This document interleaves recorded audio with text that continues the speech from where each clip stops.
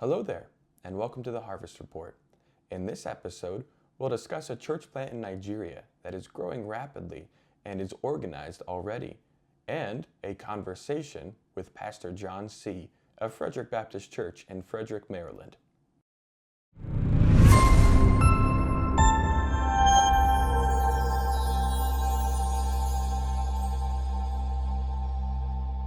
I trust you have had a wonderful week, and I'm so excited that you chose to join us for the Harvest Report once more, and I'm excited about today's topic.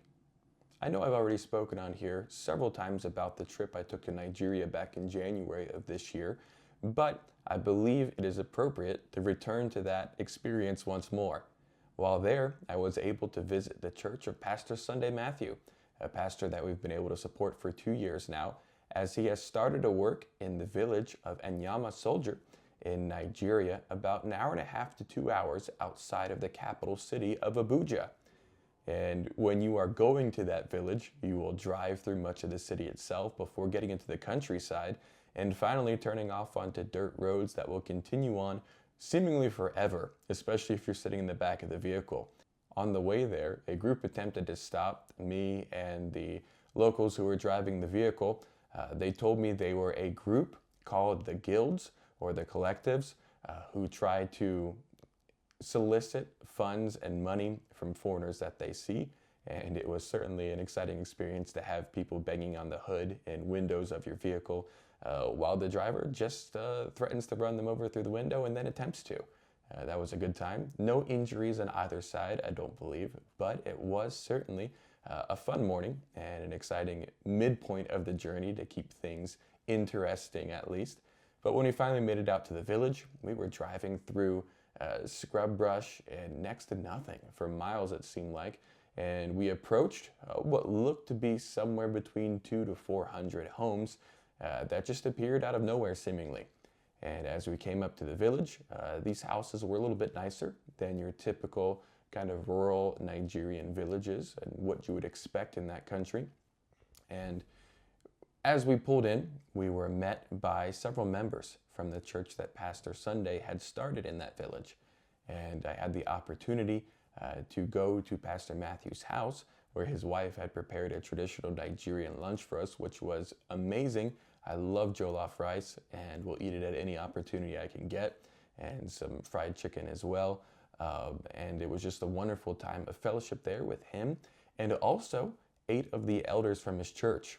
Now, this is an interesting village in that this village is inhabited almost entirely by men who are retirees from the Nigerian military, the Nigerian government, the Nigerian police force.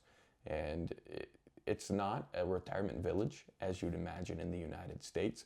Most men there seem to be somewhere between 45 to 60, but they were men who had had professional careers and were fairly well off by Nigerian standards and had fairly decent houses with maybe 2 or 3 bedrooms and a living area and a kitchen.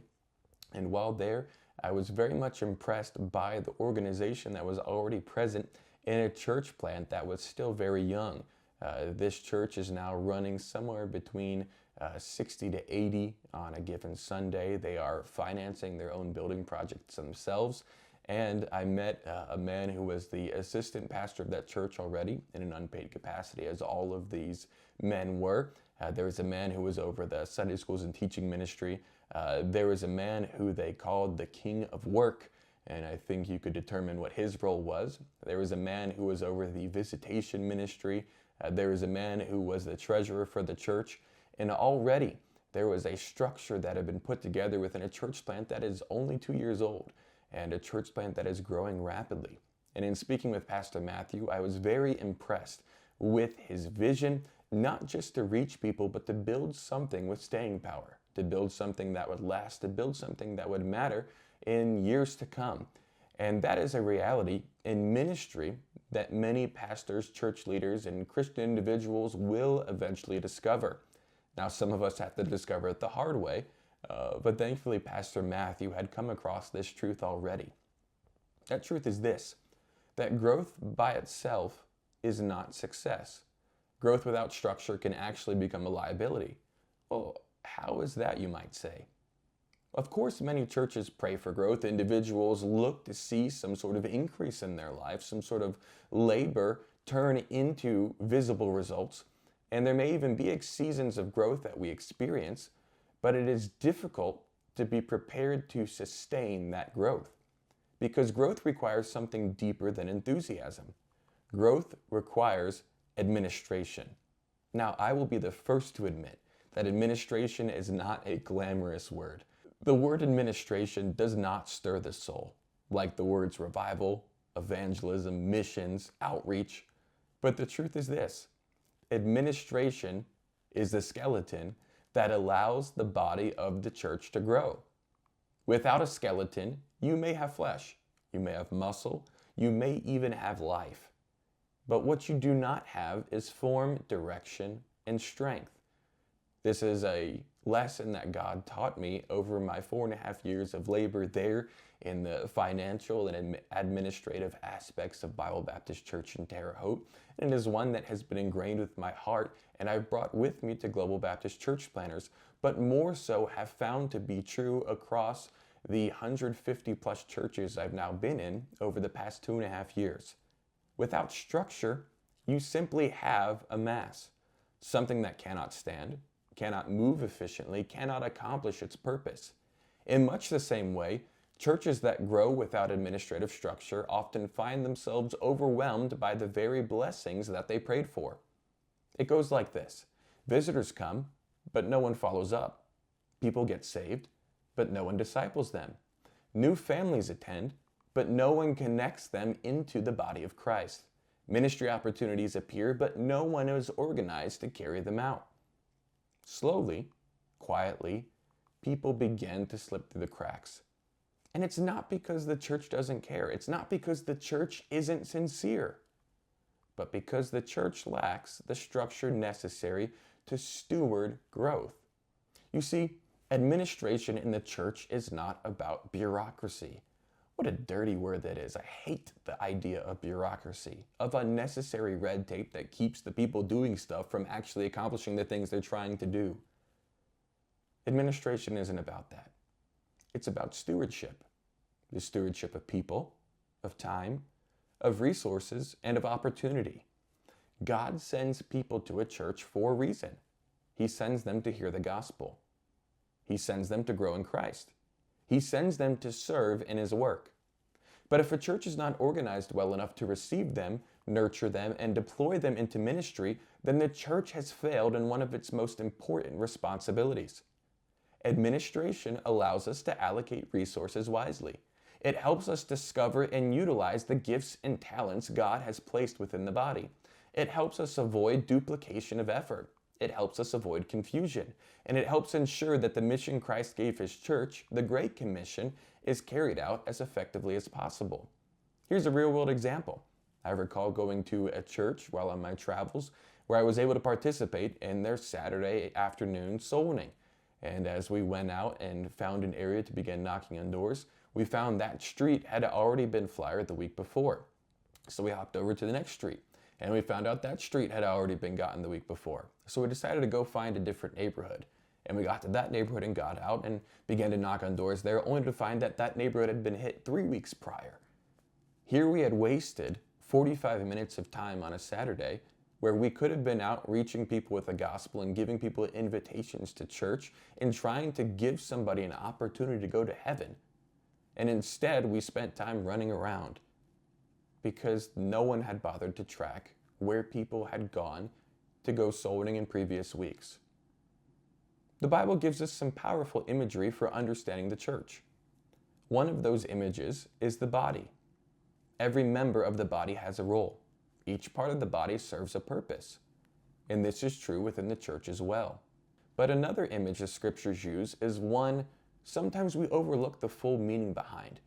The Bible speaks of believers as soldiers and of the church as part of the army of God.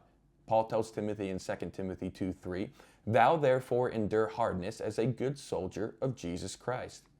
Now that imagery has often been referred to in messages and in books that have been written to emphasize the staying power of church, to emphasize the toughness, to emphasize the obedience of the church, whether it be to Jesus Christ, who is our overall leader, or the under shepherd of the church. But if we were to actually take a minute to consider that analogy, we will quickly recognize something. Armies do not function on enthusiasm alone. Armies require structure. They require discipline. They require organization. They require clear leadership. They require clear communication. They require logistics. Imagine an army with no chain of command, no communication structure, no defined roles, no coordination. You could have brave soldiers, good intentions, or even large numbers, but you would not have an effective fighting force. Take the Roman Empire, for example. Did the Romans conquer the known world because they had the best individual soldiers, the best individual fighters, the bravest troops? No, they didn't. There was nothing wrong with the quality of each individual Roman soldier. They had good soldiers by all accounts, but the true superpower of the Roman Empire that allowed it to conquer all of its neighbors was its organizational ability, was its ability to project strength beyond the walls of their empire, the walls of their capital, Rome. Armies only function when order replaces chaos. And the same is true within the church. God has employed his church to accomplish an enormous mission, to preach the gospel to every creature, to make disciples of all nations, to build believers in the faith, and to plant churches around the world. That mission cannot be accomplished through disorder. That mission requires structure. It requires clarity.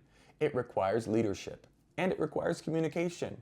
Communication within a church is absolutely vital. People need to know what the church is doing. They need to know why it is doing it. They need to know how they can participate, and they need to know where they fit in. One of the great dangers in ministry is assuming people know what is happening simply because the leadership knows.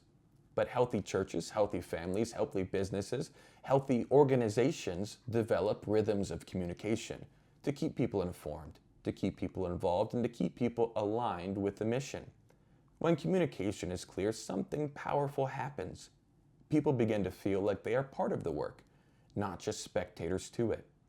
Another vital piece of administration is simply the organization of people in space. Church buildings, ministries, volunteers, schedules, these things are not merely logistical details. They are tools, and they are tools that allow the church to serve people effectively. Sometimes churches think they need more space, when what they actually need is better use of the space they already have. Sometimes churches think they need more staff, when what they actually need is clearer structure for the people who are already serving. Sometimes churches think they need more programs, when what they actually need is a better organization of the ministries that they already have. Administration helps to reveal these things. It helps leaders to see opportunities they might otherwise miss.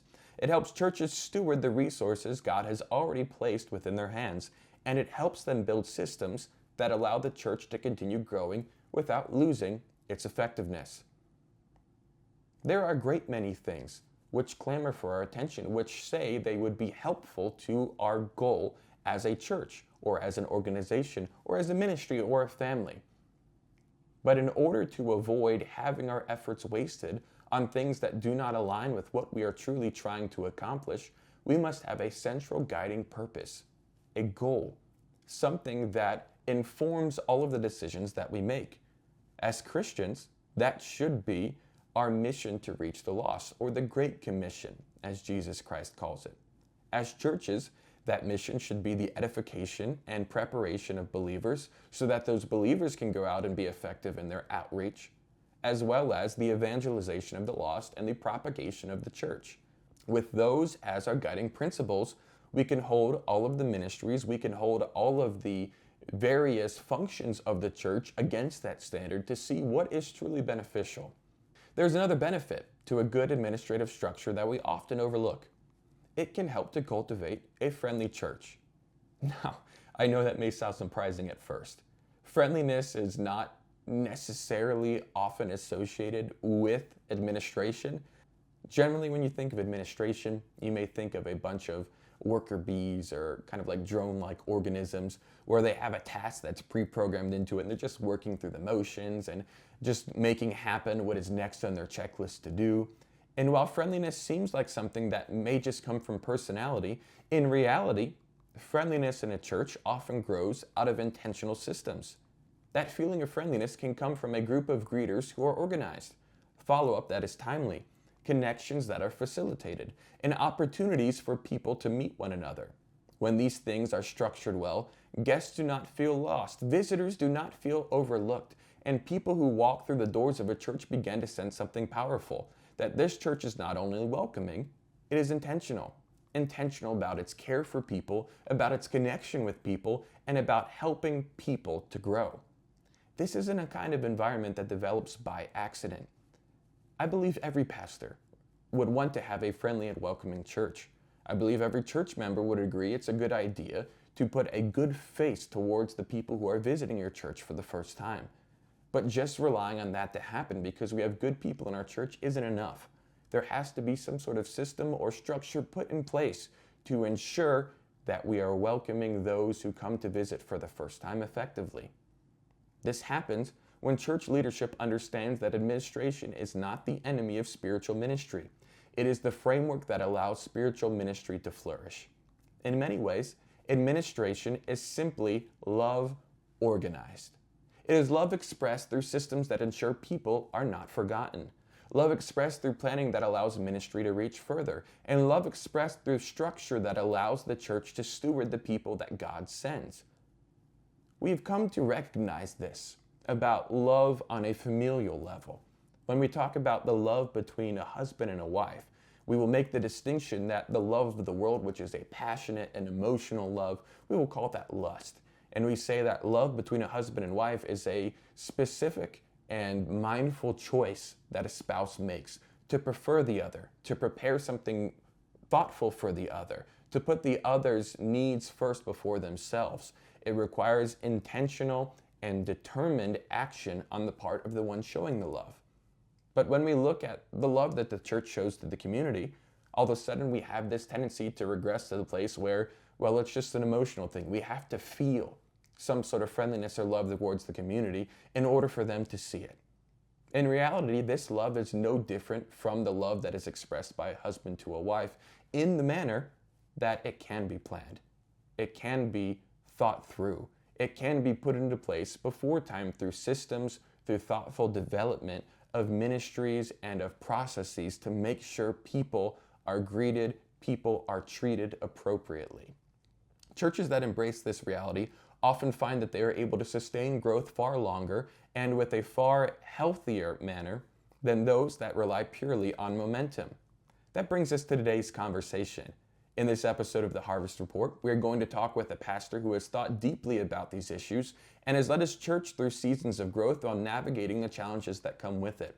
Pastor John Seay serves at the Frederick Baptist Church in Frederick, Maryland. Over the years, he and his church have had to think carefully about how to maintain growth through building programs, how to creatively use the space and resources available to them, how to cultivate a genuine, friendly church culture, and how communication and structure play a vital role in the health of the ministry.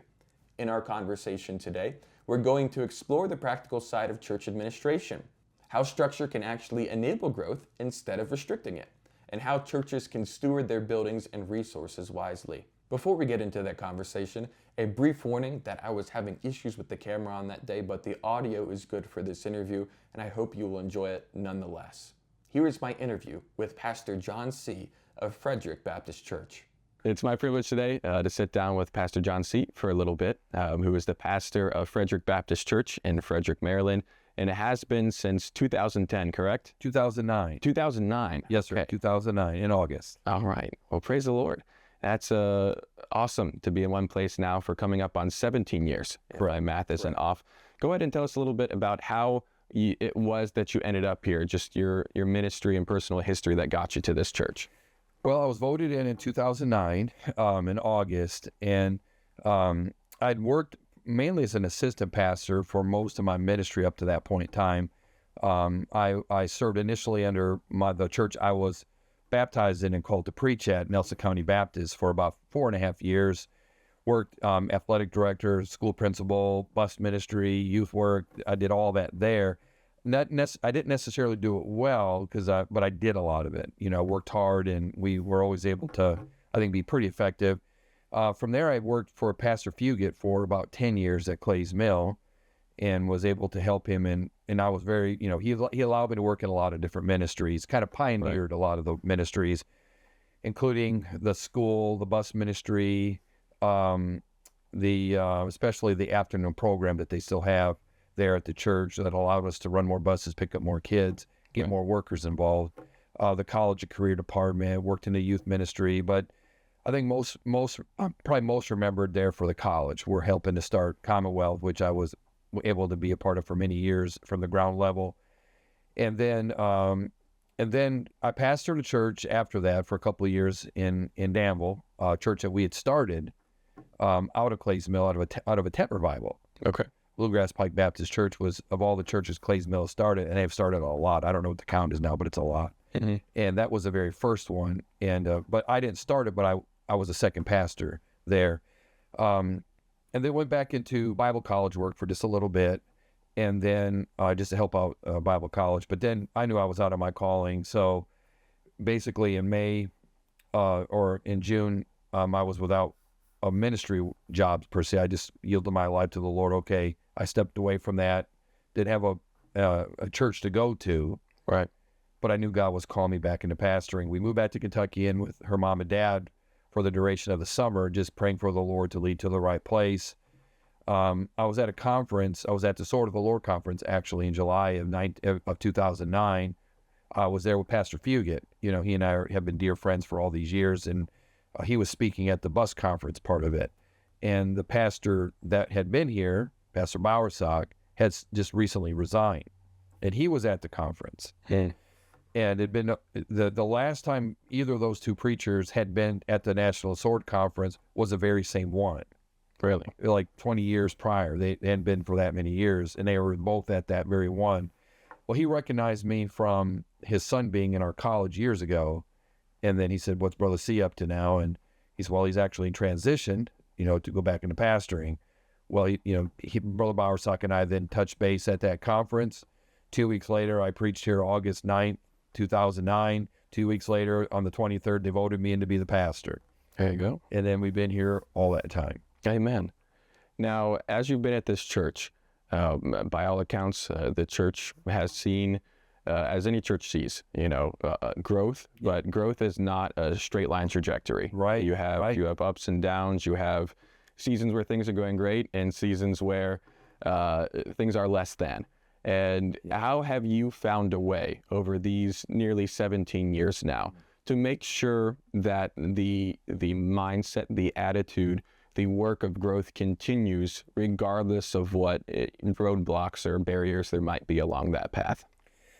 Well, there are certain principles that I believe in that are not detached to church growth per se. I believe when we grow Christians, when we help people get saved, we help disciple people, we help grow them. Right. The growth of the church is a byproduct. So I don't necessarily have church growth strategies. I've never had that where, now we have big days, don't misunderstand me. We have campaigns where we're trying to get more visitors, et cetera, et cetera, et cetera. But what we've put our focus on is really helping people to grow. Right. In the many different facets. And what I've learned over the years is that when you have a healthy church, when you have healthy people, you have healthy marriages, you have healthy homes, Christians are spiritually healthy, you're going to retain a lot more. You're not going to have as many people hit and miss. You're going to sustain the growth you have. So like we work harder at keeping what we have than getting more. Mm. So you keep that back door small. So we work really hard at having a healthy church, a church that has a morale is high. It's a place you want to be. It's a place you want to come to. Energy. We do have a lot of programs that help disciple. Right. Now the programs in of themselves, we don't have to glorify and say, oh, we got the youth choir. Oh, we got a teen department that runs this many. They serve a purpose. And it's discipleship, it's helping to anchor these young people, their families. So of course we have soul winning, we have bus ministry, we have a wide variety of ways of getting the gospel out, trying to draw visitors in, like everybody should try to do. Right. But I think through it all, we really work hard at having a healthy church, and the pulpit sets the tone. I believe in a strong pulpit ministry, strong preaching, also strong Bible teaching, where it's important to get people anchored into the Bible, not just to me. I don't want to draw people to my personality where that's what's keeping them or drawing them. But when people are learning Bible principles, they develop Bible convictions. And when people are growing spiritually from their own decisions they're making that are Bible-based, they want to keep coming to that place. And then I'm not having to twist arms all the time to get to do this and twist arms all the time to get to do that, or bully pulpitting people into doing things that the Bible teaches. Because, not to say we don't have strong preaching and have some pressure, but that people make Bible decisions, they last, they stick. And because the Bible's clear, there are a lot of things we need to be doing because the scripture teaches it. And so we've kept our focus on that. I'm pretty, narrow focused on our structure, and I've just kept it. When things have been down, we stuck with it. When things got way up, we stuck with it. Like you said, it's up and down, but we stay true to our structure. This area is not quite like a military church, but it's not far away. Very few people are from Frederick, Maryland. People don't come home to Frederick. You're down from Georgia. There'll be people that'll come back home down to Georgia. Right. There aren't a lot of people that, when they get retirement age or they get their kids' teenage years or, wherever they want to buy a home and go back home. Very few people come home to Frederick, Maryland. People come here to work. Mm-hmm. We have people from all over the United States that come here to work in the D.C. area, military, wherever. But at some point, they're going to leave. Right. So we have a high population of people that come for a period of time and then go, come, go, come, go. So, that's one of the biggest challenges I've had is that we have a constant in out. I have a constant in out. Right. But with that being said, we have been able to maintain morale and a steady growth by just sticking with the structure, just sticking with what we know works, and how we do things, and not trying to get clever, not trying to change how we do it. I've had different personalities that have helped me as assistant pastors or helped me lead different ministries, but it's the same church. It's what's neat about it when you do that. Even though, like I said, we've had a lot of new personalities in and out of here. People that have been here 14 years ago come and say, it's the same church. Right. 10 years ago, it's the same church. 6 years ago, it's the same church. Even though it's not the same people, but it's the same church because we do it the same way. Yes, sir. That makes sense? Of course. And you made a statement there about keeping the church's morale high. Yeah. And you had a goal of making the church a place where people want to be. Yes. And could you get a little more practical on that? Some practical steps y'all have taken to try to make the church a place that people want to be, where people want to fellowship and people want to take time out of their week, or they could be doing other things and instead be at church instead? No, it's a great question. I think atmosphere matters initially. Hospitality is important. And the Bible talks about one of the characteristics of a pastor is to be given to hospitality. Right. So when we took the church here initially, wonderful people, but it wasn't a very outgoing congregation at all. It was not. People just kind of got in time for church, found their place. Church was over, they would leave. Not a lot of amening, not a lot of altar usage. Good preaching, good tradition, all that. But it wasn't necessarily as inviting. And one of the things I made up my mind is that we have to change that. So, I believe in hospitality. So as a pastor, I began to really work hard at, making it a very inviting place from the time a person comes into the door until they leave, where it's warm, it's friendly. Church ought to be friendly. Right. It ought to be friendly. And not all churches are friendly. Not all pastors are friendly. But we should be. So what I did is I worked hard, and I do still today. I spend, before the services, I'll work hard for about 15 minutes every service, Sunday morning, Sunday night, Wednesday night. And I know everybody, I work at knowing people's names. People like their names to be called. Even visitors, I'll work at getting their names down. And so we create a very friendly, hospitable atmosphere. And then you train people to do that, where people don't do it because you just ask, because you expect that. Right. Well, we actually train people how to be friendly, how to approach people, how to know their names, how to talk to people before the service, after the service. And so we have a lot of that we work on. We're still got a long ways to go, but we created a hospitable environment. So there's that, you already set that mood. Right. The music being evangelistic, where it's a little bit up tempo. Not contemporary, but it's not played slow and sweet hour of prayer. Sure. I love that song, but there needs to be an atmosphere of there's an energy in the air. I'm positive behind the pulpit with my announcements. I'm positive. Now, even being, not to say all preaching can be positive, but as far as my disposition, my staff, the key leaders, key lay people, we want to create an atmosphere where people want to be here because of the atmosphere. And then, of course, you want something for everybody, where everybody feels needed. Right. Whether it's the senior saints, widows, widowers, still married, young families, singles, teens, whatever it is. We do try to have something constructive, through our programs for everyone, where there's a reason for them to come. And those are a few things we do.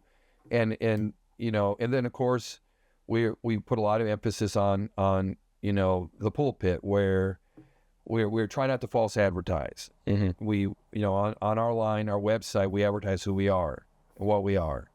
We don't try to trick people into coming and then put something out there, people that aren't even a part of our church, and dress it up real fancy in a contemporary manner to draw eyeballs and get people to come. And then they come here, Culture shock. Yeah. So we're a traditional, no apology. We're an old-fashioned, King James soul-winning, separated, independent fundamental Baptist church, traditional music, all that. Right. But we're a happy place too. We love each other. We love being here. A lot of energy. We try to do that. And so when people anymore vet you through the websites, Mm-hmm. they already have an idea. They'll listen to your sermons. They'll read your statement of faith. They'll look at your pictures. And so that we already know when people come, they've already vetted us to a level.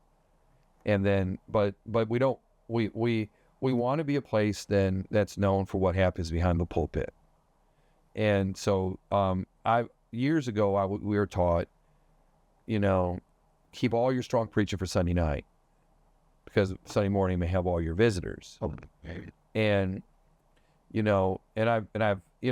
did that for a little bit, and I began to realize, why am I doing that for? Everybody needs the same preaching. When I say strong preaching, I'm not saying mean preaching, but everybody needs to be challenged from the Word of God.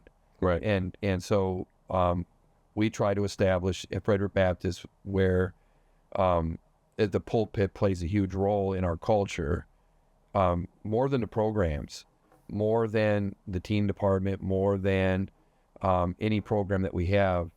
We want the pulpit and what's taught, what we believe.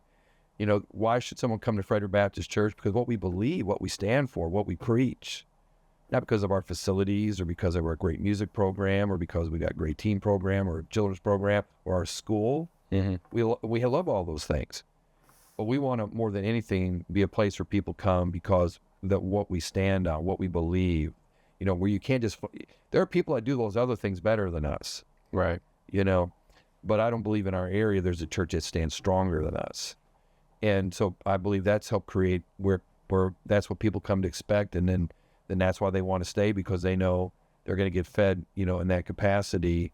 This is a place they're going to learn the Word of God, and they're going to be challenged. Look, last night, when I first came here, there's no way in the world our church would have been able to handle that long of a sermon, like that. Right. It was awesome. It was wonderful. so I had to grow them into that, but now they love it, but that's something, you have to keep in front of your people. And so we don't try to be something we're not, but I do believe atmosphere matters. I believe knowing who you are and sticking with that matters. And then, having where everybody has a purpose. I believe that matters too. Right. And one more to tag on to that. You mentioned training people to be part of a friendly church. Yeah. What does that training look like? How could someone be or become, maybe who's not necessarily by nature, become a friendly person and able to fill that role? Well, we initially talk about everybody can talk to somebody near you, right to you, left to you. And I'll do a lot of that on Sunday night, Wednesday nights. Like I'll mention to our congregation, I don't know if y'all recognize this morning, we had a lot of visitors in the services. I really need your help. I mean, they expect the pastor to be friendly to them, but it's when you're friendly to them that makes a bigger difference. They know I'm going to talk to them when I get a chance, but if you talk to them and you get their name, all I'm asking you to do, turn around and introduce yourself to them, ask them their name, try to talk to them at least one more time before they leave. It starts out with that little stuff. And then, even I'll say now, the people that sit around you on a regular basis, you know how Baptists are, we find our spot. Right. Don't just come and sit down. Talk to the people, get to know each other in that capacity. And then I'll actually, my Sunday school teachers, my staff, I'm sorry if you hear the doorbell, I apologize about that. But we emphasize that for them to purposefully talk to people, look for visitors, look for people that are returning visitors. Don't just be in a hurry to do your job while you're here. But we and then I'll follow up, it's anybody, we have these certain visitors, anybody get a chance to talk to them this morning? Anybody get a chance to introduce yourself to them this morning? And it's a blessing to see hands go up. And then, so we do that. And then we actually have a hospitality ministry where we appoint people as greeters. We appoint people to help go in the sanctuary to talk to people.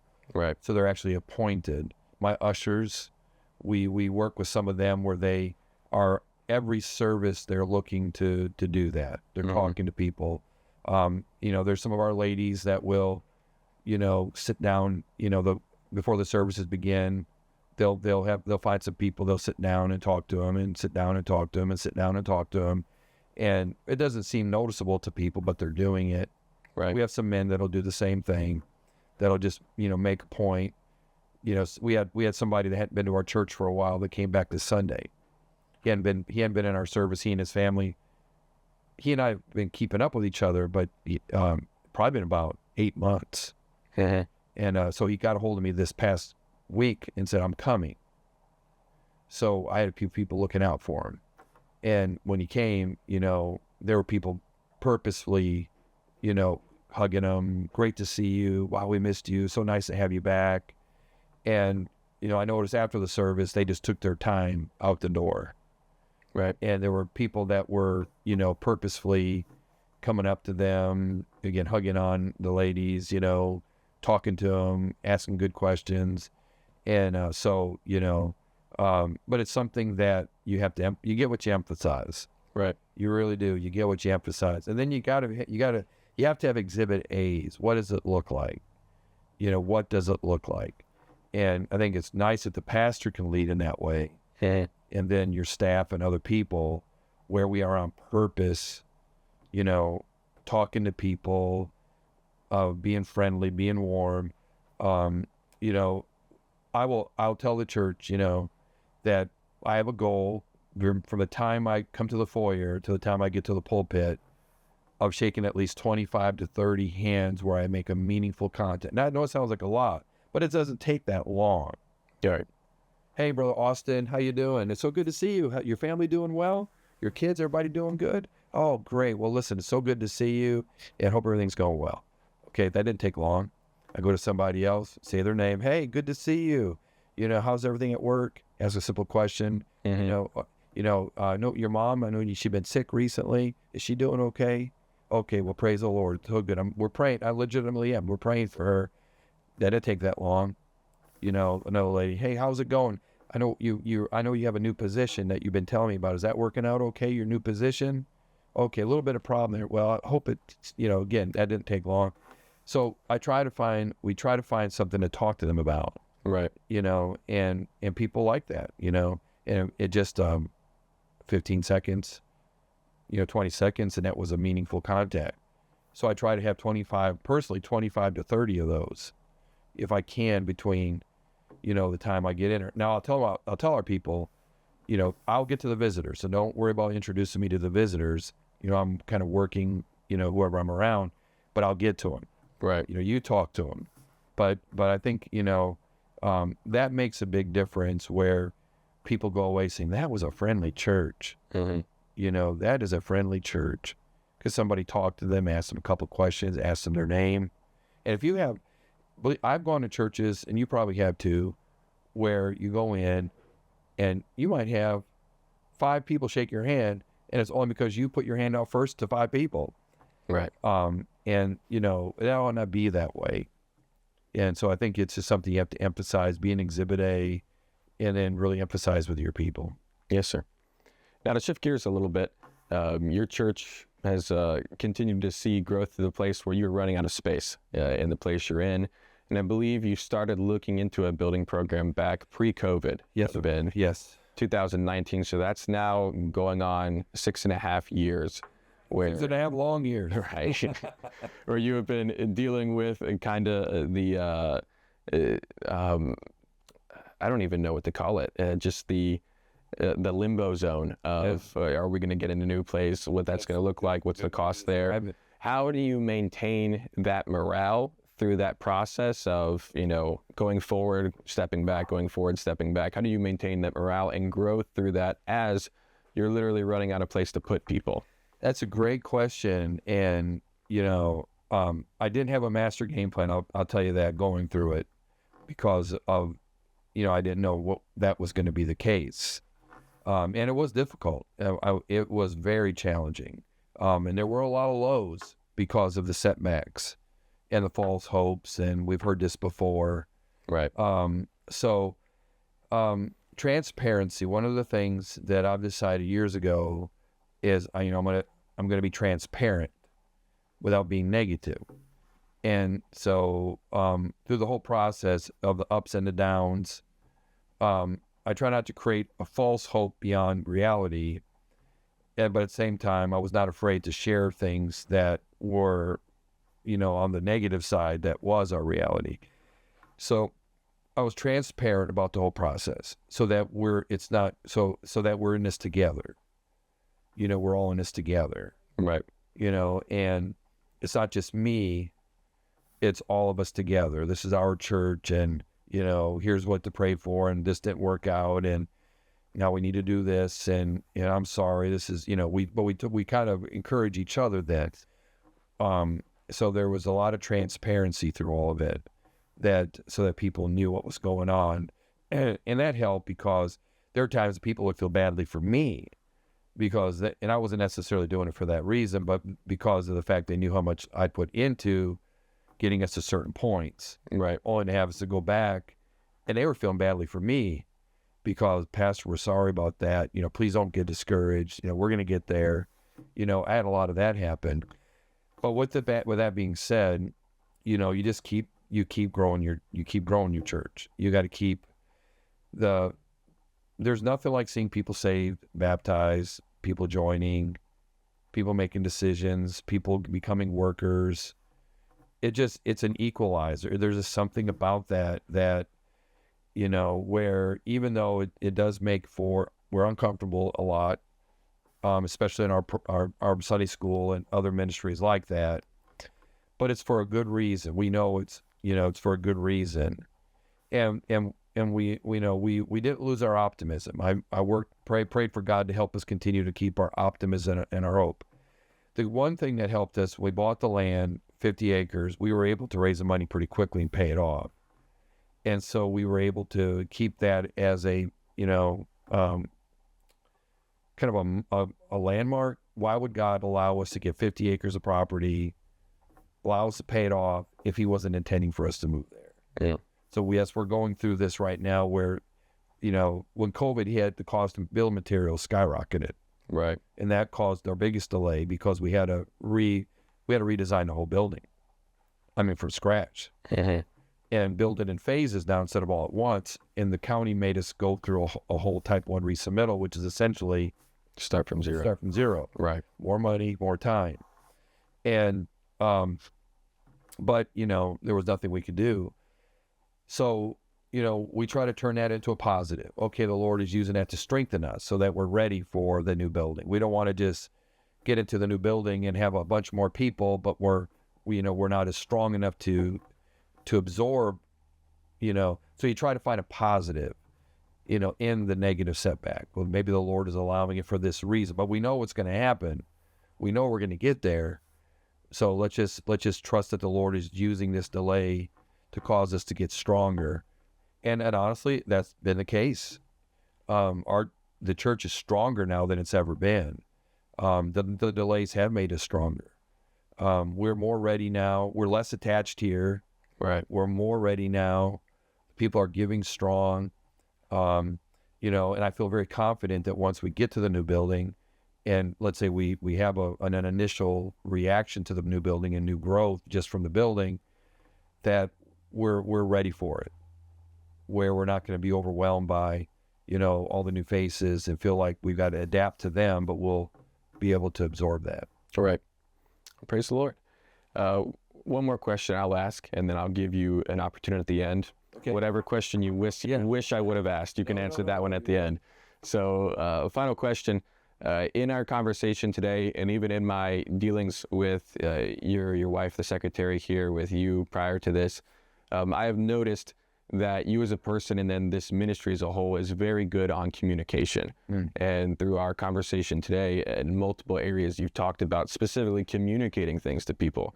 And that can seem a bit elementary, but it seems like many of the issues that arise in different churches I have the opportunity to visit, churches I've been a part of over the years, stem to a lack of communication or poor communication of what expectations are, or of what growth is supposed to look like. Right. And could you just take a moment to speak to what you believe the importance of communication is, and how you seek to apply, if you will, that principle to how you communicate with others, either personally or as a church in a ministry function? Well, people like information. They like information. And what we have learned is we give out information without expectation. Because if you give out information with expectation, you're going to stay frustrated. Right. And because, people responding to it, people, whatever. But we just know people like information. And so, and I've learned that you get in more trouble for a lack of information than too much information. And so if we're going to err on the side of one or the other, let's err on the side of too much information. And I don't mean in a bad way. Like, there's certain things that you have to use discretion. Sure. But like church calendar. I mean, how basic, how hard is that to, get the dates out there to people, let people know. Right. Here's what the church is planning to do in January, February, March.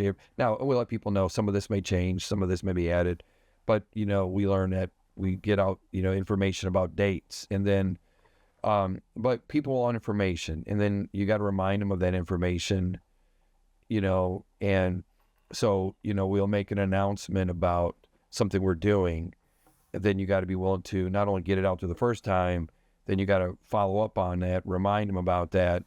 And, people appreciate that when they know you're giving them information. And then that also transparency, you want people to know what's going on, and they don't feel like there's anything you're hiding from them. That communication builds a lot of trust, where we try to think about what questions are people going to have, and we try to answer them before they ask them. And people appreciate that. They look at you as a professional. And I'll say this all the time to younger preachers, that you have to view yourself as a professional. You have to, if you want to lead professionals, you have to view yourself as one, because they look at us as that. When I go to a doctor's office, I submit to them, I'm trusting they're professional. They know what they're doing. If I go to my insurance agent, I trust them as a professional. I figure they know what they're doing. And people want to come to church that way, and I mean, and you can reach all different levels. I mean, that doesn't handicap you one way or the other, but where we know what we're doing and where we're organized, to be a good communicator, you have to be organized. Yeah. You have to be organized. You've heard the saying, organize or agonize. And it's true. You've got to be organized. You've got to have a plan. You got to have a schedule, and you got to work it. But then, just let people know what's going on. And people like that. And I think that in relating to other people, when you purposely reach out to people and communicate to them, whatever the case may be, they feel like you're on top of your game. They feel like that what you have is important, and it built an anticipation to them. Gets them thinking about it, looking forward to it. So, I mean, it's an art and a science. I mean, you would think it would be a basic for the ministry, but sadly it's not, because it's tiresome. It's the same stuff over and over and over and over and over and over. It's like a mission conference, reaching out to you. We probably asked you the same questions 2 or 3 times or whatever, followed up on you 2 or 3 times, and you did a great job responding. But, we just still had to do that and let people know what's going on. And even though, let's say if you got a reminder this morning about today's schedule or something like that, perhaps. I'm not sure if you did. I think you might have. Yes, sir. Email. Okay. So you probably already knew that. You probably already planned that. But it probably didn't hurt to see that, And so that's just kind of a mentality we have. We don't assume people are just going to remember stuff. We assume that people appreciate the reminder, and it takes a little bit of work, but it's worth it. And I don't know if I'm answering the question well where you're shirking at, but I think that it's important. You have to, but you got to do it on purpose. All right. Yes, sir. That's great. And then we'll end the interview today, the conversation today. If you had the opportunity to speak to, you can take this any way you want. Yeah, speak to a pastor, full-time Christian worker, speak to a Christian in general. And there's just one truth you wish you could get across that's been on your heart. What would that be? Wow, that's a big one. Well, it's a big question there. I don't know if there's just one.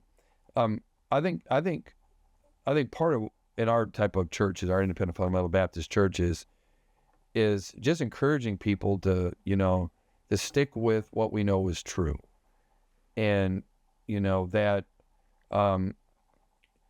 just because we have certain obstacles and problems, or let's say we're not keeping the growth pace as our churches used to do years gone by, doesn't mean what we're doing is less than. It's not. We just stick with it. So many churches, their music is changing to adapt, to become more, tolerable or impressive to others, changing their dress standards, changing their philosophies in their schools, changing how they hire, changing how they preach, who they have in to preach, where they bring their kids to camps. And I just think I would encourage, that, we're not doing what we're doing ever to be accepted and be popular, be the biggest and the best, but to be faithful. Right. Moreover, it is required in stewards that a man be found faithful. And I believe it's important that, we want results. We all do. Who doesn't want results? But I think that the number one job we have is to be faithful. And if we're faithful, doing the right things for the right reason, good things will happen. Good things will happen. And I would just encourage folks to just really focus in on that. And, God honors people that do it the right way. We will reap what we sow. That's not just bad seeds. Even good seeds that we put into the ground, they'll come up. And I see so many ministries and so many churches and preachers, older and younger, not sticking with things, and getting a little antsy because maybe they want to see different results in different ways. And so I would encourage folks just got to stick with what you believe and what we know is right, and just trust that, the results will come. Yes, sir. Well, thank you so much for your time today. Sir, it's been a pleasure to speak with Pastor John Seay for a few moments, and look forward to the remainder of the conference we have this week. Thank you, Brother Reed. I appreciate it. Yes, sir. Clearly evident through that conversation with Pastor Seay should be the intentionality behind everything that he and his church there in Frederick, Maryland does. Everything has been thought through. From the smallest detail to the biggest grand strategy, there is a purpose behind why they do the things that they do. And let me tell you, it has worked. The missions conference I got to join them for was an amazing event that went like a well-oiled machine. They had all manner of different activities and meals and functions throughout the week. They had 4 or 5 missionaries in, and there were no issues, there were no hiccups, there was nothing that slipped through the cracks during that week. It was a wonderful event that was enjoyed by the people of the church and the missionaries alike, and helped to challenge people to consider the need for missions around the world and how each of us can be involved in it. And this was not just a one-off event. This was not just something they really put up for. This is how they run their church on a regular basis, which is why they've been able to see sustained and healthy growth that will continue into the future, Lord willing. I hope you have been inspired to consider your own life, your own ministry, your own goals, to see if there is the intentionality put on display by Pastor Seay within your own life. Or maybe if it's time for us to take a step back and consider what systems must be put in place to ensure that growth is not merely transitory, but it is the state in which we live both personally, ministerially, and in the entirety of our lives. Thank you for taking time to join us for this episode of the Harvest Report. We look forward to seeing you again next week. Until then, this has been Austin Reed. The fields are white unto harvest. Let's get to work.